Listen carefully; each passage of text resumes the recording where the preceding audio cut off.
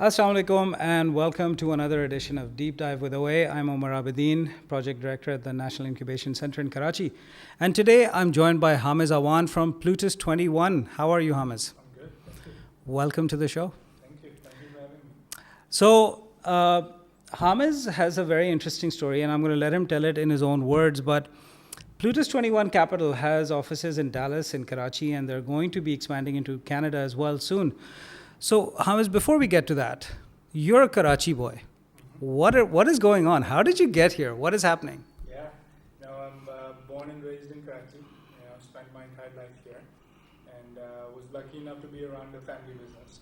So we were poultry farmers, right? Poultry farmers, and did all kinds of processing and all of that. So grew up around that, but was lucky because I saw many uncles, my dad, everybody be involved in some sort of business. And so actually when we were, I think 12 or 13, we started a company here, like really small, but that really got us like hooked to the idea of, building something from scratch. You started a company at the age of 12. Yeah, I did it with my brother and like two friends, and built it out, and it was really great experience, right? And I think after that experience, like there was really no going back. And then I moved to the US in 2014 to go to school. And while I was there, I tried all the corporate internships and stuff, and I thought at some point I'll find something that I just really fall in love with. Went all the way to JP Morgan and Wall Street, did all of that, but I just never found that level of intellectual stimulation, that type of excitement in anything other than entrepreneurship. And so decided to go back to what I think I already knew, and started the company in 2016, and slowly grew it out to be this specialist firm that focuses on really alternative investing, the kind of stuff that most people don't really understand or appreciate. And we have an incredible team of people now that can really make sense of those unique opportunities. And then we've built a reputation for being involved in the blockchain space. We've been actively investing since about 2017. But obviously, like all of this happened, I think, because of my exposure to business here, my exposure to the power of what startups can do for an entire economy.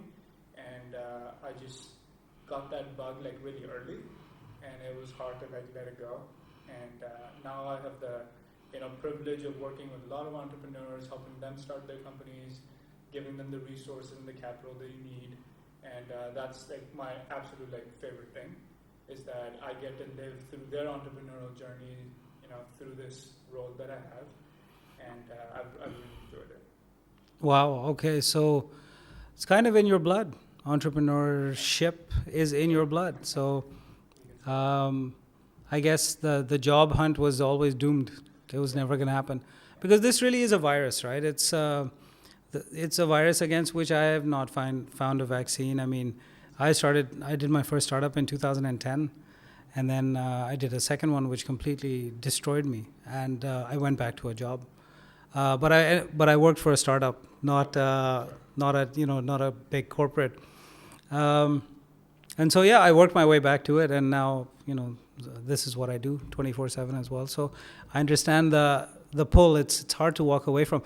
So you said you got into blockchain in 2017 when blockchain really was not a thing. Talk a little bit about that journey and what that was like. Absolutely. I actually, when I was getting involved in it, felt that I was really late to the game, because Bitcoin's been around since 2009, and many of the people that were considered experts in the field had been around since those early days. So there were people that had bought their first Bitcoin in 2010 or something crazy like that, right? And so when I started learning about blockchain in 2017, I felt like I was like way behind the curve. The bus had left the station, right? The train had left the station, and there was no chance that I could really keep up. But what I learned was like beneath all of this talk about prices and the complicated technology behind it, beneath all of that, there was like a true technological breakthrough that was happening. And it wasn't very different than breakthroughs that we've seen before. The investments in this space were also not very different. You could put on a very traditional hat in terms of an investment, or a very traditional hat in terms of a technologist, and understand what was happening. And it was just happening in a little bit of a different format and in a little bit of a different narrative, but it was very similar to the technological disruption that cars had, and then the internet had. It was very similar to that, just done in a little bit of a different format. And so I felt that I was late to the game, but the power of Google helped me, catch up quickly. And one of my favorite things about this industry is that nobody has experience. Right? So because it's so new. it's just so new, right? And so if I was trying to do this in, let's say, stocks or bonds or something, they would look at me, they would say, you're some 21-year-old that has never seen a bear market, and there's no reason we should trust you with our capital. But now when they see a 25-year-old, they see, oh, this is one of the few teams that has been around for 5 years doing this professionally, right? And so it has really leveled the playing field. So for many of the people that kind of feel overwhelmed with how much incumbents are dominating industries, right? It's a really great opportunity, because you can become an expert here and a resident expert because nobody has any expertise, right? And so today, even at 25, we're lucky to be considered like experts in our field. Yeah. Right? And that opportunity doesn't come very often. Sure. It only happens when there's like massive disruption happening somewhere, and it's just so new that everybody starts from zero, and everybody starts at the same time. Amazing. That's a really interesting perspective. You're 25? 26, sorry. Damn. I remember vaguely what that was like. So much energy, so much, Oh, yeah. I vaguely remember. Okay, awesome. So what is Plutus21 setting out to do? What is the thesis, and how do you invest, and what can people reach out to you for? Sure, absolutely. So the first thing is people can reach us for any sort of thing that we can do to push the community forward. Everything that we have has been given to us either by Pakistan or has been given to us by the blockchain industry, right? Us as a business would not exist if that was not the case. And so it's obviously very important to us to give back to the communities that have given us everything. So regardless of whether we're an investor or a possible investor, we want to be very involved. And we are actively hiring community leads and growth leads so that we can get involved in the community and help these businesses scale, regardless of whether we invest or not. What we look for, we have a few theses that kind of guide our investment decisions. The first one is that cool technology is useless and worthless. It's only useful technology that's worth something. And so when you look across the blockchain field, you'll see many examples of cool technology. NFTs, metaverse, this, that, whatever. But unless it changes somebody's life, and unless it helps them in some way, it's not really worth anything. And so at the core of everything, technology has to be useful. It has to improve somebody's life for it to be valuable. So that's the core of it all. The second thesis that we have, the big picture, is that if your business can be taught to a computer and it can be delivered digitally, you will not survive the next 10 years. Yeah. In my mind, there's basically a 0% chance that you'll survive the next 10 years. Because what will happen is it will be taught to a computer, and it will be taught to a computer in if-then statements. If your business can be boiled down to if-then statements, if this happens to this, if that happens to that, and it can be delivered digitally, there's really no reason for a company to exist. It can be purely run using software. And so the way that people are investing their capital today is as if for the next 20 years, all the disruption is going to come from software companies just continuing to build better and better software companies. Yeah. Because that's what happened in the last 20 years. But our belief is that over the next 20 years, you're going to see the first examples of software itself compete with everybody. Yeah. And now you're not talking about a 10, 20% increase in efficiency. You're talking about a 100-fold increase in efficiency. Yeah. Because a bank built on some blockchain can run an entire year at the cost of one employee at Habib Bank, right?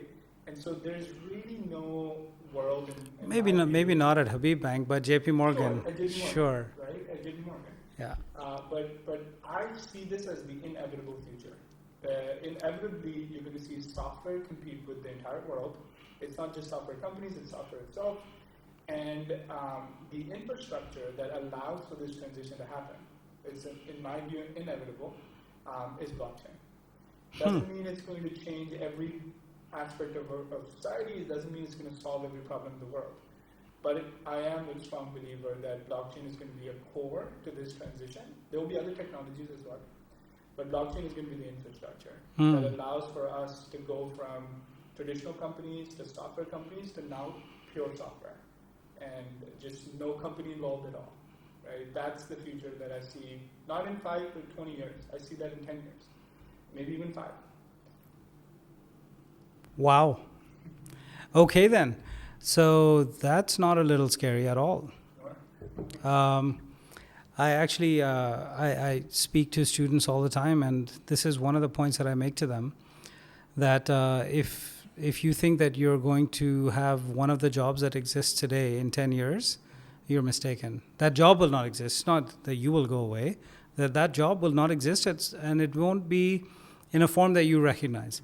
So rather than thinking about what job I'm going to get and exploring different functions within companies, it's better to try and create something that you can know from your seat.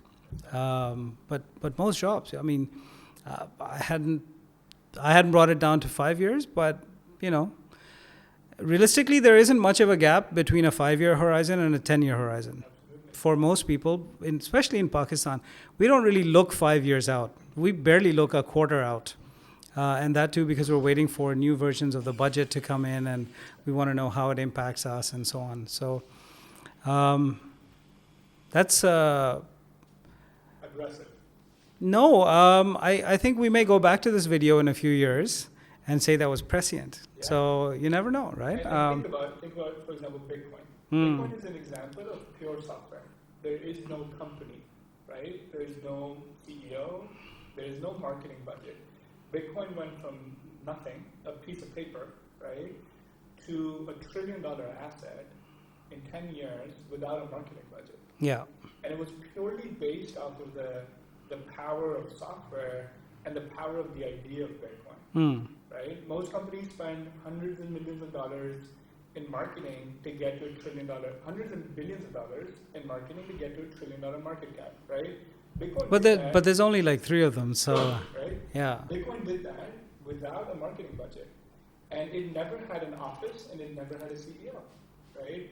That's just the first example of software competing with everybody. And it is a scary future because even our business starts to look very different, right? Our business of providing advice and running investment vehicles starts to look very different.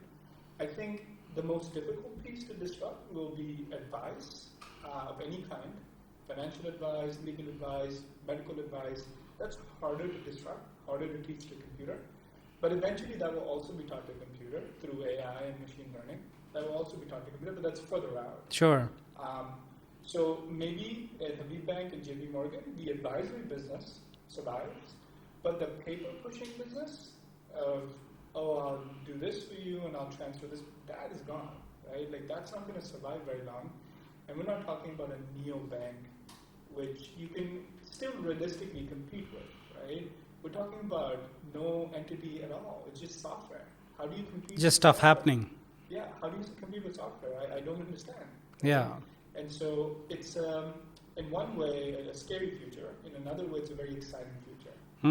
Right? Because instead of, when I want to do any sort of interaction with you, instead of there being 20 companies in the middle making that happen, now I can interact directly with you. And there's just a piece of software in the middle. That, at the end of the day, is the most efficient form of interaction. Right. Right? We remove all the people in the middle. It's just you and me, and there's software in the middle to ensure that both of us do our part. Right? That's the future. And that's where the blockchain underpinnings of it all are important, so that those digital footprints are locked and no one can go back a day later and say, actually, I didn't do that. Yeah, exactly. Because you did. So Right. whether it happens on a blockchain or not is a separate question. The first thesis is that this peer-to-peer interaction is how it's going to happen. People sitting in the middle taking 10% cut and 1% on this and 5% on transaction, that's an old school business model. That's not going to survive. People are not going to stand for that. Now, blockchains are going to allow for this to happen, but it could also happen in other ways. But the core thesis is not that blockchains are going to take over the world. The core thesis is software is going to take over the world, and blockchains are going to allow for that to happen.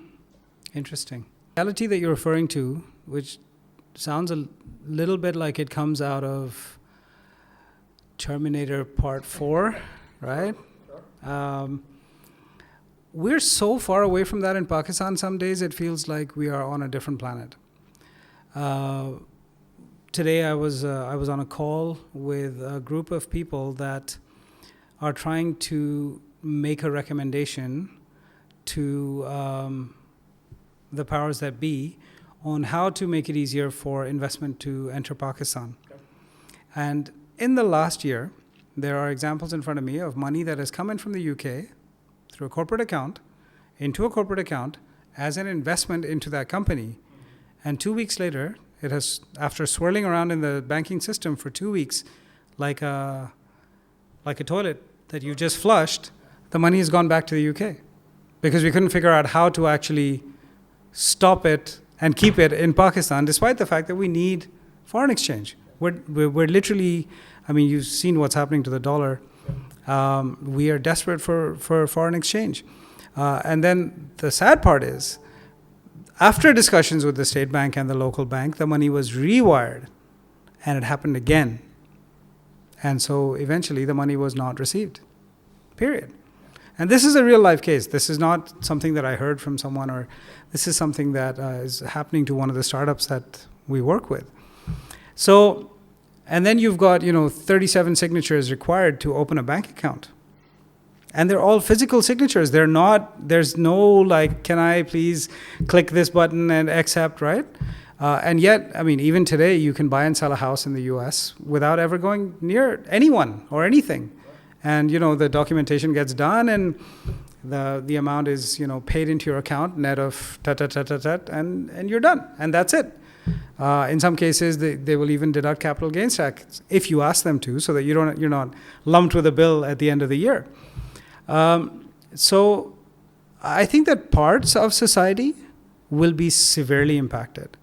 Pakistan is just playing catch up. We've got 100 million people on the internet today, but most of those people are not doing anything Web 3.0 related. This is very basic stuff we're doing, right? We're getting people into wallets, right? Oh, I have a wallet. I can store money in this phone. I don't understand how do I, those are the kinds of questions that are being addressed. But Pakistanis are very versatile. On the other hand, on the one hand, you've got these, 70, 80 million digital wallets being created in the last 5 years. And on the other hand, you've got 20 million people on Binance, which is not a permitted app in Pakistan, right? You mentioned to me a statistic that Pakistan is the third highest adopter of blockchain in the world. Talk about that. Yeah, it was really surprising to me as well, right? Like we have a big presence here in Karachi, and we're lucky to have an amazing team here. And so I'm not out of touch. Like it's not like I am out of touch of what's happening in Pakistan. I have regular conversations with them about what they're seeing, and even with that context, I was very surprised that we had 20 million accounts on Binance from Pakistan. Third most adopted, the country with the third highest adoption of blockchain, and then also about $20 billion worth of transfers. Which wasn't right? That blew my mind. Now, granted, some of those statistics are not very clear. Like it could be just a lot of trading in and out that resulted in that large number. But let's say it was 5% of that, right, or 10% of that. It's still a very significant. It's still in 10 zeros. Yeah, it's still a very significant number. Yeah. So what I believe actually is that we don't give enough credit to these emerging economies. what we've seen again and again is when there's like this catch-up phase, what actually happens is a lot of these economies leapfrog the entire system and go directly to closer to the end state, right? Like China is a great example. They didn't go from cash to credit cards to Alipay. They just went right they over. Went from cash to Alipay, Yeah. right? And I remember I had no involvement in blockchain at this point, but my driver when I was a kid used to send money to his mom in the village. Using like a system that they had built on their own, essentially. So what they would do is they would send credit. So they would send phone credit, right? And his mom could go to a store in the village and use that credit to get cash. Wow. Right? So you know how, I think it's called Easy Paisa or something like that, right? But they were able to figure out a whole like money transfer. Before Jazz Cash and Easy Paisa, even and he used to just send phone credit to his mom, and his mom would go to the store and cash out the phone credit.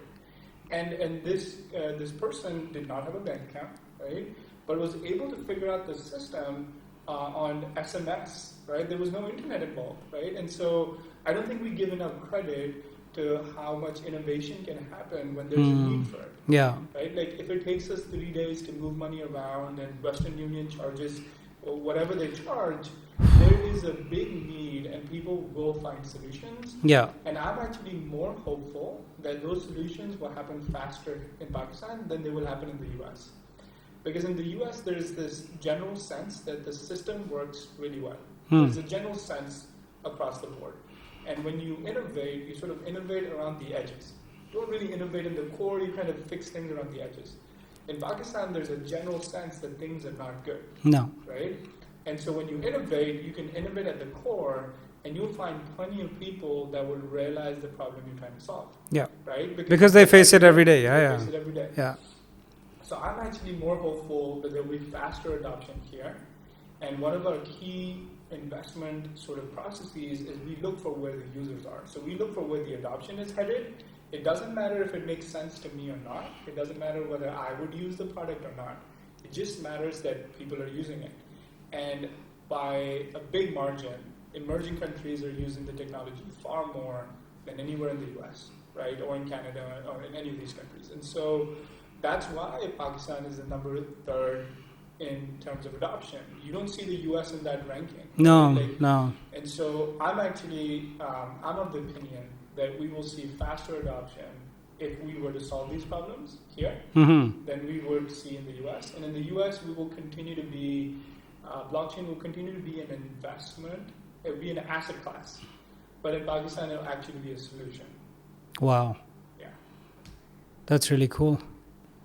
What advice do you have for startups, founders that are, starting something in Pakistan today?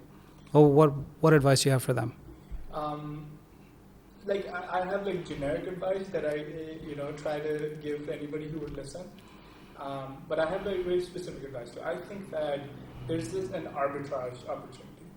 What happens is if you look at some of the investments that were made by American VCs, they have a very specific sort of pattern on who they invest in, right? It's usually American educated, Ivy League educated, experience at Snapchat, Facebook, something like that. And then those, like you were saying, Wapastanis, they come back to Pakistan and they invest in them. I actually think there's an arbitrage there because you and I both know that in Pakistan, an Ivy League education only takes you so far, especially when you're solving problems that are problems of everyday people. Yeah. Right? What is far more important and what to me gives a far higher probability of success is if somebody actually has lived and breathed the Pakistani business ecosystem and is street smart in the way that you have to be street smart to do business here. Yeah. Right? Has a different level of understanding and a different level of persistence that is necessary to break these these processes and these businesses and find solutions. And so I actually think there's an arbitrage where investors that have this understanding can find investments at great valuations because VCs that don't understand or don't appreciate this will continue to go after overvalued companies that are run by a specific type of founder. Yeah. I don't know how effective those founders can be in an environment like Pakistan, where things are an organized chaos, right? They're used to organization and then a certain way of doing business. And Pakistan is this beautiful, like, organized chaos where things can get done if you know how to get things done. Yeah. And so I actually think a lot of people have this perception that unless I have somebody on my team with an Ivy League education, or unless I go and get an Ivy League education, I'm not an investable founder. I think that the problem is they're not speaking to the right investors. Because the right investors appreciate that they don't have that, but they have this wealth of knowledge and experience that will make the probability of their success much higher. And so my advice is, instead of thinking of, sort of the pattern that you're seeing again and again of who gets funded and how much capital that they raise, you should look internally to think about what's your unfair advantage. You can't change the fact that you were born in a certain year or you come from a certain socioeconomic background, but you can look internally and think of your unfair advantage and push that. And then the second piece is, don't focus on funding rounds, right? Like, that has nothing to do with the success of the company. I would love to see people brag about the users that they're helping. I would love to see people brag about the problems that they're solving. But all I see all across LinkedIn and TechCrunch and everything else is how much money that they're raising. Yeah. And that is one indication of how investable they are, but that has, to me, pretty much no indication of how effective they are as an operating team. And so don't go into companies that just because they raised a certain amount of money, don't be impressed or upset that a company's raised a certain amount of money. Focus on solving a problem, and the money will flow to you, not the other way around. It's not that raising money solves problems. Solving problems raises money, right? It's a clear distinction, and people kind of forget that when there's so much funding being done. Couldn't agree with you more. And the only upside to large funding rounds is from, and I'm speaking as someone who works in the ecosystem to enable the ecosystem, make it more visible, is that it helps to bring to prominence the maturing of the Pakistani ecosystem. And so, when Sequoia comes in, or when one of the big boys comes in and writes a check, whatever the amount is, that is newsworthy in and of itself.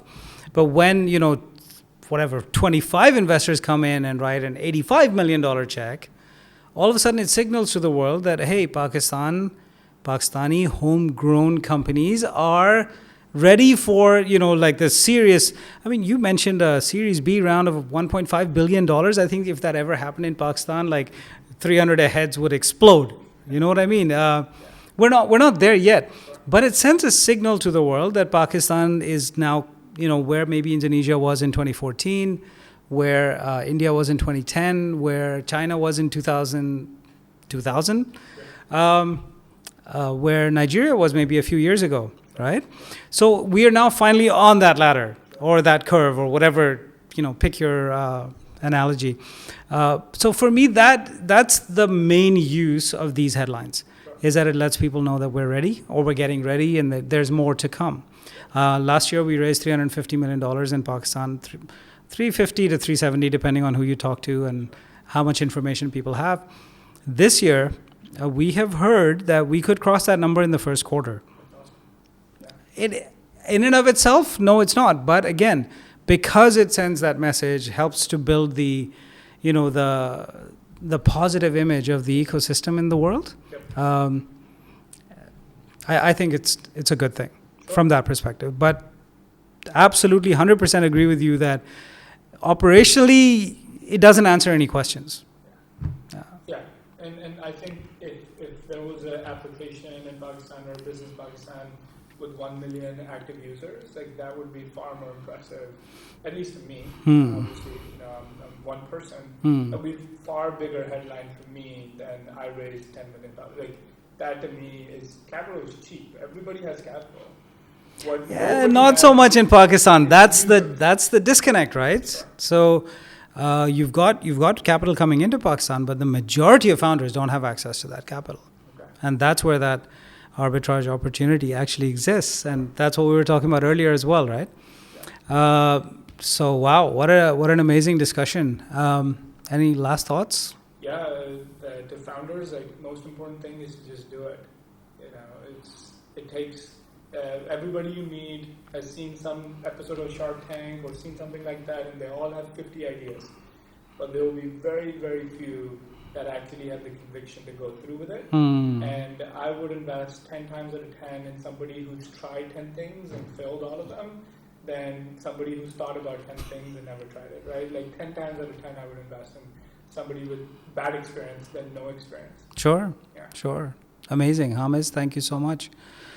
Guys, this has been a completely, what's the word? Crazy, inspirational, frightening, uplifting. I'm very confused right now.